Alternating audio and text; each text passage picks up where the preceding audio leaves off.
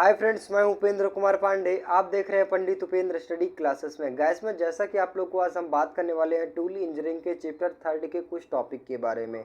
जैसा कि आप लोग को नेक्स्ट क्लासेस मैंने कुछ टॉपिक के बारे में बात किया था, आज का जो टॉपिक होने वाला है प्रिंसिपल ऑफ 3-2-1 का। मीन्स कहने का मतलब हुआ कि जहाँ पे जैसे कि आप लोग को जिग्स और पिक्चर्स का यूज़ करते थे, वहाँ पे 3-2-1 का जो प्रिंसिपल है वो क्या किस प्रकार, जिसे हम कह सकते हैं अवस्थापन का सिद्धांत क्या कहता है, आज मैं इनके बारे में पूर्ण रूप से डिस्कशन करने वाले हैं।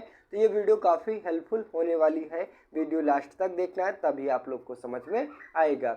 चलिए बात करें, जैसा कि आप स्क्रीन के माध्यम से देख पा रहे हैं टूल इंजीनियरिंग जो हमारा चैप्टर होने वाला है, चैप्टर 3 है और टॉपिक हमारा चैप्टर का नाम क्या है, लोकेशन एंड क्लैंपरिंग। लोकेशन का मतलब क्या होता है, जैसा कि आप लोग को मैंने बताया था, यहाँ पे आप लोग को मैं फिर से रिपीट करना चाहता हूँ। लोकेशन का मतलब क्या होता है, किसी भी कारखंड को अगर हम ऑपरेशन करते हैं तो ऑपरेशन करने से पहले कारखंड को फिक्स किया जाता है, मतलब लोकेटिंग किया जाता है, फिक्स किया जाता है। जैसे हमें कारखंड पर जिस प्रकार से हमें ऑपरेशन करना होता है वो सही रूप से हम कर सकते हैं, तो उसी प्रकार से बताया गया कि कारखंड को रोका जा सके, मतलब पूर्ण रूप से स्थिर रखा जा सके, हमारा क्या कहलाता है, लोकेशन कहलाता है, लोकेशन के अंतर्गत आता है। चलिए बात करें, इसका कहने का मतलब है, इसको डिफिनीशन के माध्यम से देखेंगे। पहला हमारा टॉपिक आता है लोकेशन का अर्थ क्या होता है, इसको डिफिनीशन के माध्यम से देखेंगे।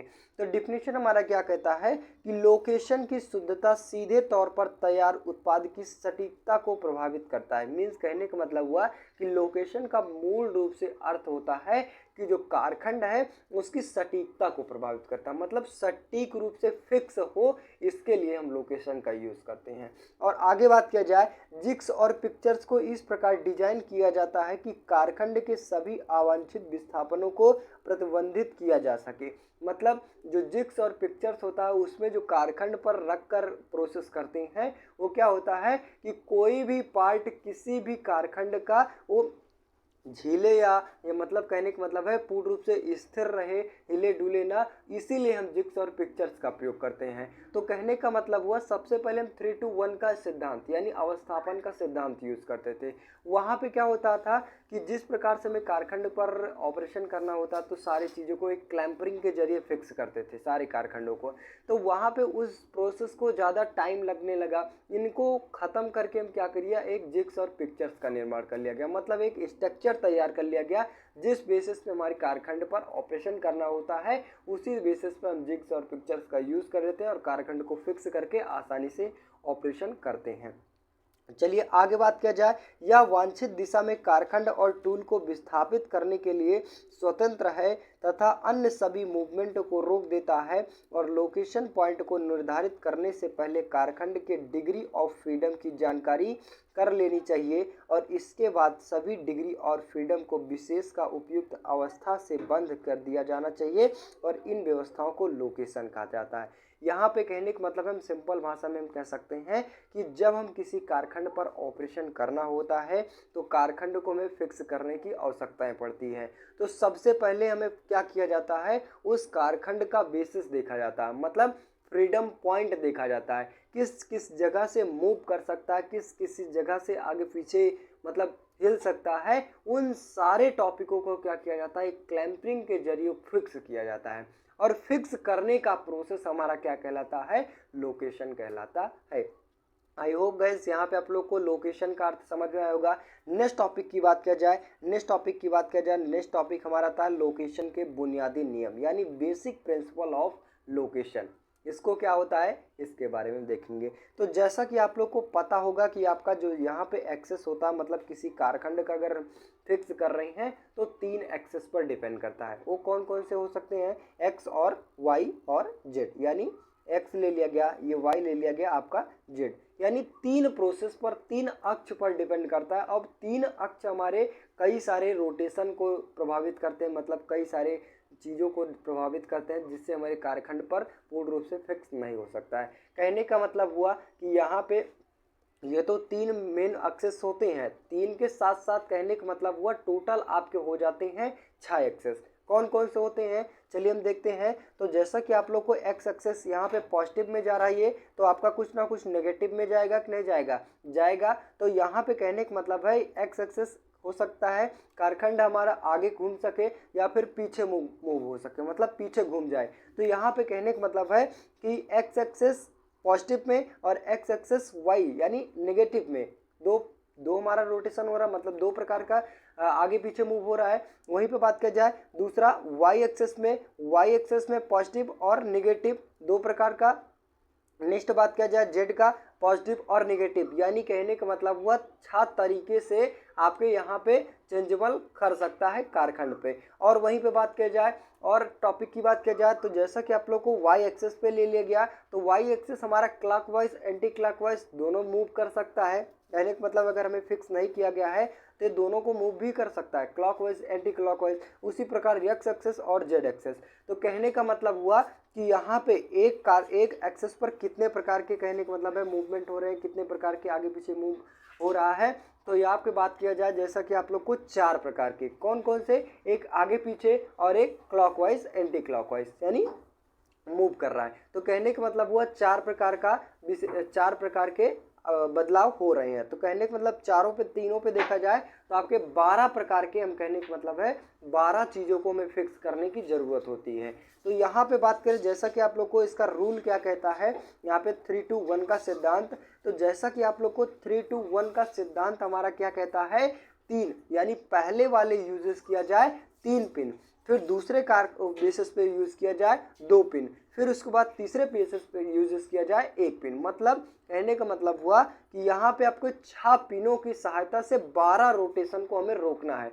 तो उसे किस प्रकार से हमें रोटेशन को रोकना है, किस प्रकार से उस पिन का यूजेस किया जाए, वही हमारा ये अवस्थापन का सिद्धांत कहलाता मतलब बताता है। चलिए देखते हैं। तो यहाँ पे आप लोग को स्क्रीन के माध्यम से देखेंगे तो पहला हमारा टॉपिक आता है 3 पिन हमें कहाँ लगाना है, यूज़ करना है, इसके बारे में देखेंगे।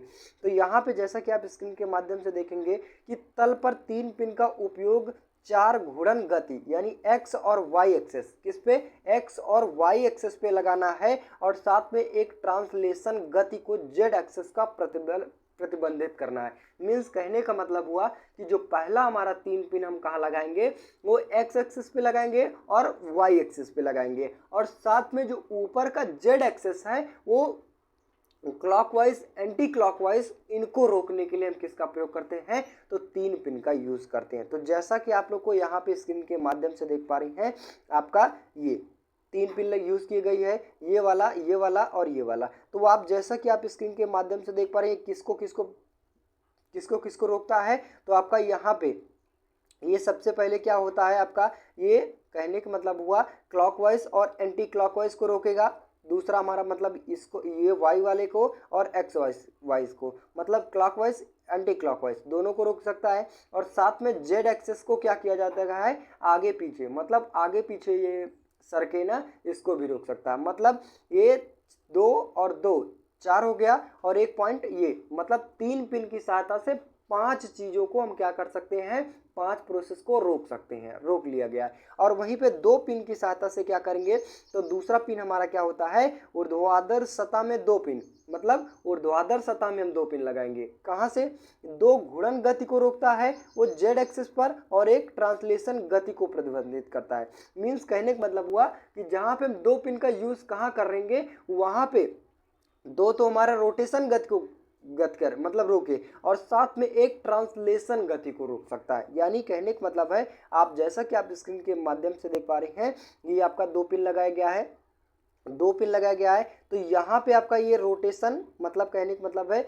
ये आगे पीछे मूव ना हो और ये आगे पीछे ना मूव हो। कहने का मतलब हुआ कि यहाँ पे इसका भी, यहाँ पे जो जेड वाला प्रोसेस है क्लॉकवाइज और एंटी क्लॉकवाइज, इसको रोकेगा, और साथ में जो यहाँ पे एक्स एक्सिस वाला है इसको आगे पीछे रोकने के लिए यूज़ किया जाएगा। मतलब 2 पिन कैसे, जेड एक्सेस का क्लॉकवाइज एंटी क्लॉकवाइज रोकेगा, और साथ में एक्स एक्सेस का ये आगे पीछे मूव ना हो, इसको भी रोकने के लिए हम किसका प्रयोग करेंगे, तो जैसा कि आप लोग को 2 पिन की सहायता से हम रोकेंगे। और बात किया जाए नेक्स्ट थर्ड पिन का यूज़ कहाँ करेंगे, तो थर्ड पिन हमारा क्या कहता है कि एक पिन का प्लेन में जो पहले से प्लेन के लिए लंबवत है। और इसका यूज कहाँ करेंगे, वन विस्थापन वाई एक्सिस को प्रतिबंधित करने के लिए। किसका प्रयोग करेंगे, तो वाई एक्सिस को प्रतिबंधित करने के लिए, मतलब वाई एक्सिस को रोकने के लिए, यहाँ से ये आगे पीछे मूव ना हो, इसलिए हम वाई एक्सिस पर एक पिन का यूज करते हैं।